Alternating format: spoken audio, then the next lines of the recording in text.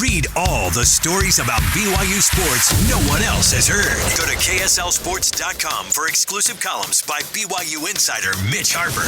That's KSLSports.com. 1st and 12 on this Football Tuesday here on KSL News Radio. You heard earlier Cougar Tracks every night here on KSL. And then coming up a little bit later at 9 p.m., the BYU Football Coaches Show with head coach Kalani Sitake. We'll hear from Kalani a little bit later in the show in the Big 12 Sound Roundup. But right now, we got to get to our 1st and 12 headlines. 12 headlines. 1, 2, 3, 4, 5, 6, 7, 8, 9, 10, 11, 12. The dozen storylines that shape this week of Big 12 football.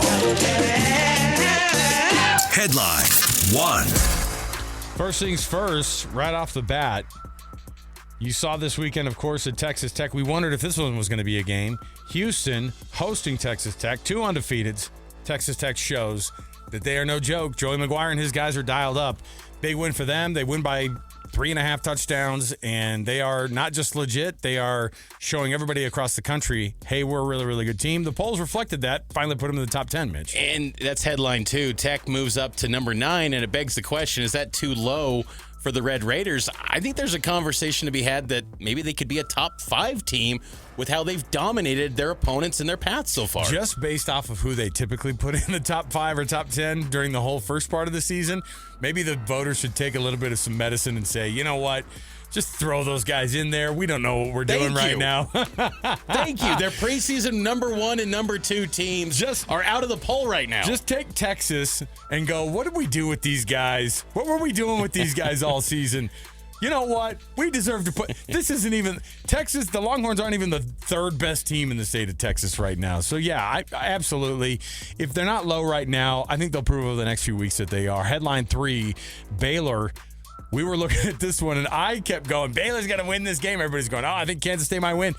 Baylor has to eke this one out at home again. They were facing the 3rd loss at McLean Stadium this season, and it would have been an absolute disaster for Dave Aranda and his guys. They avoided disaster. I don't think they're avoiding the criticism, though, down in Waco. Headline 4, they're still holding on to some potential hope. Baylor is only 2-1 in league play. Do you think they could be a title contender after getting that win? I guess you could make an argument and say, hey, we're playing in close games. We're getting a lot done. That's key in the Big 12. We saw that last year with ASU. It is, but they've lost 2 really close games as well. One of them was against Auburn. That actually wasn't even a close game. But I just don't know if I've seen enough out of Baylor. I keep waiting for Sawyer Robertson to just say, I'm the class of this entire conference. He's a very good quarterback. It just seems everybody is in any game with Baylor right now, and that's kind of bad news for Dave Aranda and his guys. Headline 5, on the flip side, when it comes to close games, Kansas State, their season continues to fall to new lows. Wildcats are 1-4 in one-score games this year. 5-10 since 2023 under Chris Kleiman. They can't win the close ones. Jeez, James Franklin thinks that those records are bad.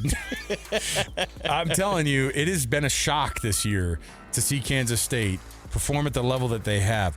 When that pick 6 happened, when Avery Johnson threw that pick 6, and I went, oh boy, this thing's going to flip totally. And it did. It was from that moment on that Kansas State's chances against Baylor were doomed. And it's been everybody else this year, Mitch, for Kansas State. It's almost like Avery Johnson's doing his darndest, but it was Avery Johnson who handed that thing away. And I think that everybody looks and goes, oh boy, what's this team doing now? Headline 6, how about Colorado? Another 2-touchdown lead at the very beginning of the game. They can't. Caden Salter did the same thing he did last week against BYU. He melted down. Got worse as the game went along. He did, and TCU gets the win 35-21. Colorado has more Big 12 losses this year than they did last season. Last year, they only lost 2 conference games. This year, they've already got 3 as they're 0-3 in league play. But maybe more important for the Buffs going forward, headline 7, Coach Prime reveals after the game he has more blood clots. He gave an update today. We'll get to some of that, but it sounds like he's going to have some procedures. Hopefully, Coach Prime can stay healthy. I hate to hear that for Coach Prime. Headline 8, first time since 2000 that TCU won a game by 14. After trailing by 14 points, that again highlights the choke job by Colorado. But TCU, they're high-powered with that offensive attack that at times was a little bit staying in the mud in that Colorado game. But Josh Hoover turned it up, and he accounted for 4 touchdowns. So they lose a close game last week at Arizona State, one that they had kind of in the bag, and they really could have won. If that would have turned into a loss if they hadn't turned it around, if they hadn't figured some things out, we would have been looking like real fools because TCU was one of our dark horses to win this conference. But Sonny Dykes stays alive and gets that rebound win. They didn't just come back and get the win. Like you said, they ended up winning by a couple scores. It ended up being kind of embarrassing for Colorado. Headline 9, BYU gets a W. More importantly, their freshman quarterback, Bear Bachmeier, gets his second Big 12. Third Big 12 Freshman of the Week honors of the year so far. After just a couple of conference games, this is a guy that every week keeps getting a little bit better. I know that there were some uncomfortable moments in there. He threw his first pick. He had a bad fumble.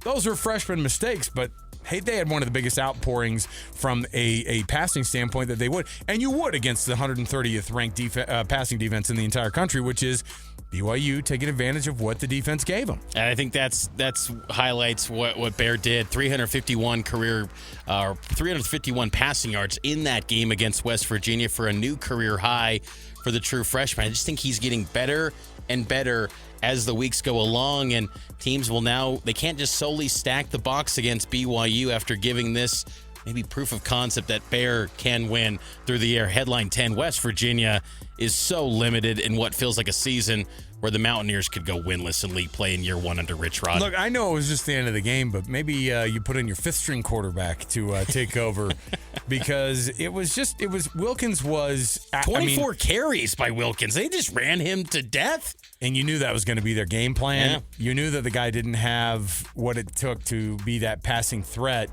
And, BYU gave up a garbage touchdown at the very end, having that third-string kind of defensive backfield in, and West Virginia's second-string quarterback throwing it up in the air.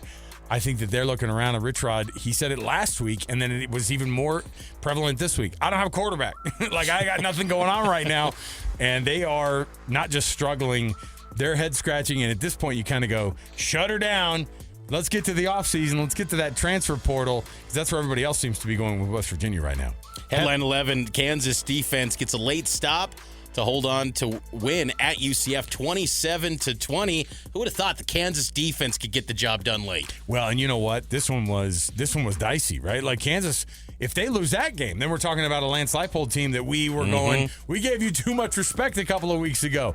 And maybe we still have, but they got the win. UCF isn't like a world beater, but I think that the Black Knights are a lot tougher than we probably gave them credit for. Further ahead than I thought they would be with Scott Frost, and I think that's progress for that team. And close it out, headline 12, Arizona quarterback Noah Fafita earned Big 12 Offensive Player of the Week. He threw for 5 touchdowns and a blowout win over Oklahoma State. Nice bounce-back performance after that disappointing effort in Ames a few weeks ago. Noah Fafita looks really good with Seth Dagey as the offensive coordinator. A couple big defenders that could be missing from BYU this week, and obviously them going to Tucson, they probably have all sorts of confidence right now because he's playing as good as he was 2 years ago, and maybe he's flushed all the feelings from last year, and they've moved that thing on, and they've gotten to the point where they can play a lot better football. So those are your Big 12 headlines right there. We're going to take another break, and we'll come back. We have our Sound Roundup around the corner. You can hear from Prime. You can hear from Kalani. Kyle Whittingham, shocked to find out some news about how his team has been doing at Rice-Eccles Stadium. You want to hear that funny bit of sound, plus many more from across the conference. Our Sound Roundup is next right here. It's 1st and 12 right here on KSL News Radio, 102.7 FM at 1160 AM.